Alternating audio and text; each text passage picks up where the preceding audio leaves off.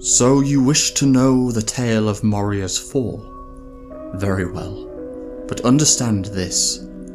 What you ask is not a tale of glory or valour. It is a shadowed thing.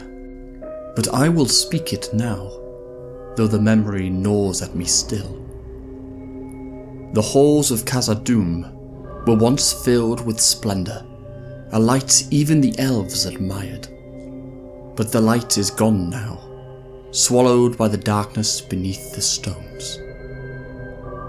I know, for I was there, not when Durin's bane was first awakened, but when the last of Durin's folk were driven from their homes, hunted and broken.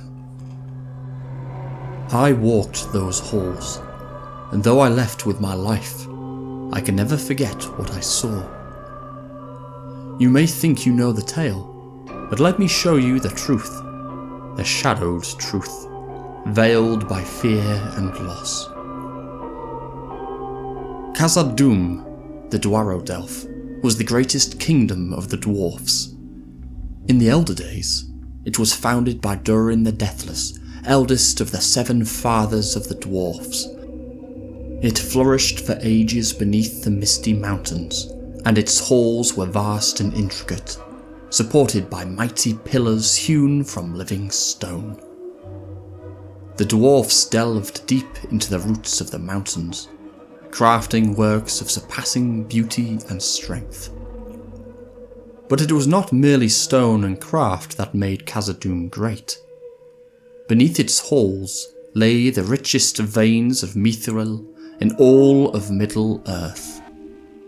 The Dwarves cherished it, and rightly so, for mithril was light yet stronger than steel, resistant to tarnish and corruption. Even we elves prized it, though we would not mine it for ourselves.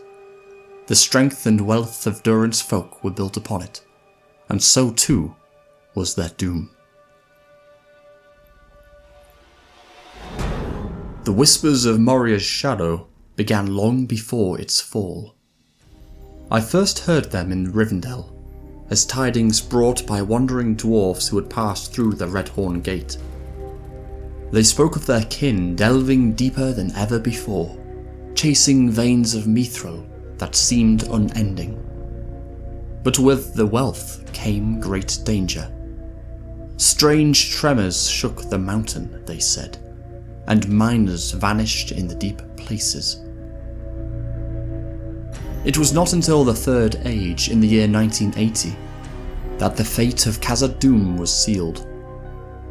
That was the year that Durin VI fell. Forever seeking mithril, they had awakened something that should never have been disturbed. A Balrog of Morgoth, a creature of fire and shadow from the Elder Days, bound to the will of the great enemy. Long had it slumbered beneath the mountains, hidden since the wars of the First Age. The dwarfs called it Durin's Bane, for it slew their king in his mighty halls. I did not see the fall with my own eyes, but I heard the accounts of those who fled. Dane Ironfoot, young then but already a warrior of renown, fought at the East Gate. He told of the Balrog's coming, a thing of fire and terror, its very presence suffocating. No blade could harm it, and no wall could hold it back. The dwarfs, brave though they were, could not stand against such a foe. After Durin VI fell, his son Nain ruled briefly, but the kingdom was lost. In 1981, Nain too was slain, and the dwarfs abandoned Khazad-dûm altogether. They fled eastward, carrying with them only what they could bear. I cannot imagine their pain, leaving behind the work of countless generations, and seeing their sacred halls reduced to a tomb. But years later, I myself entered Moria alone. It was a reckless decision, I know. I was younger then, full of curiosity and the arrogance that comes with it. I sought to understand what had happened. to see with my own eyes the very place that had become the dwarf's darkest legend. The first thing I noticed was the silence. Not the peace of Rivendell, where the quiet hums with life, but an oppressive void, a stillness that smothered all sound.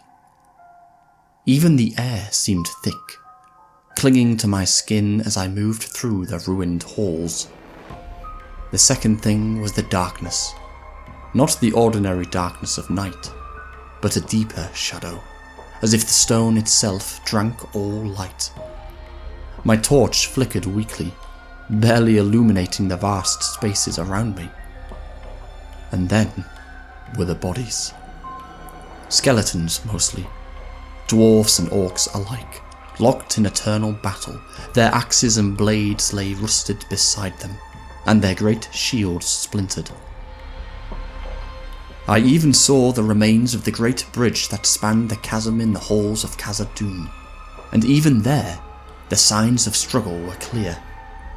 The dwarves had fought valiantly, but they were outnumbered and overwhelmed. At the centre of the vast chamber, I found something else. Scorched marks, burned deep into the stone. I did not linger there, for the air grew thick with heat, and I felt a presence I could not see.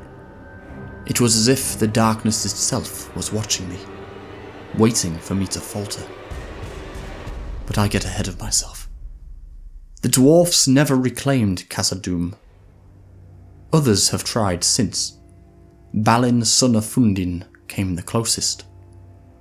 He led a colony to Moria in the year 2989 of the Third Age, hoping to restore his people's home.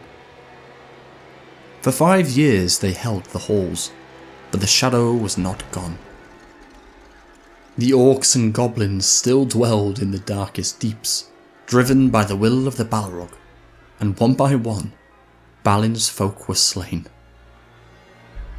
We only know of their fate because of the Book of Mazabul, found by the Fellowship of the Ring.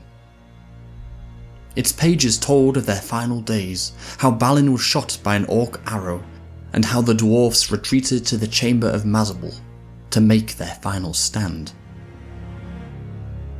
When the Fellowship passed through Moria, the shadow was stronger than ever. The Balrog rose again, and even Gandalf the Grey could not banish it without great cost. He fell with it into the abyss, and though he returned as Gandalf the White, his passing shook all who knew him. Moria is fallen now. Its halls are empty save for the orcs, goblins and trolls, and even they do not rule there, for it is a place of death and despair, where light cannot endure for long. You asked for this tale, and now you have it. But take my warning to heart. Do not seek this shadow, and do not tread where Durin's folk have fallen. For some doors are better left closed, for beyond them lies a darkness that even time cannot heal. The mountain still stands, but it is no longer a place of life.